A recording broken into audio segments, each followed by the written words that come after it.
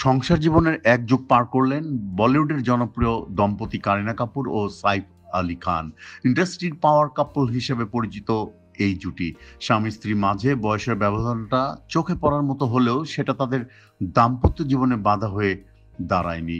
২০০৪ সালে অভিনেত্রী অমৃতা সিং এর সঙ্গে বিবাহ বিচ্ছেদ হয় সাইফের। এর পরের বছর ২০০৫ সালে কারিনা কাপুরের সঙ্গে প্রথমবারের মতো একটি ফটোশুটে অংশ নেন অভিনেতা।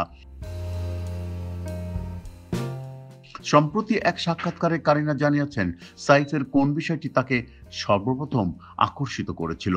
কারিনা বলেন, ওর সঙ্গে প্রথম দেখা হওয়ার পরই মনে হয়েছিল এত সুদর্শন পুরুষ আমি আগে দেখিনি। তার চোখের মধ্যে অদ্ভুত এক ঝলক ছিল, খুব হাসি খুশিও লেগেছিল দেখে।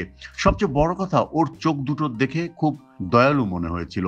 মহিলারা এই বিষয়টি সবচেয়ে পছন্দ করেন। ওর মধ্যে কোনো ভনিতা দেখিনি। এটাই আমার প্রথম সাক্ষাতে খুব ভালো লেগেছিল।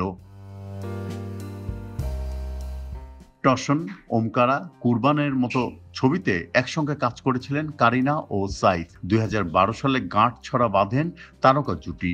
তবে এখনো প্রতিনিয়ত সাইফকে নাকি নতুনভাবে আবিষ্কার করেন কারিনা।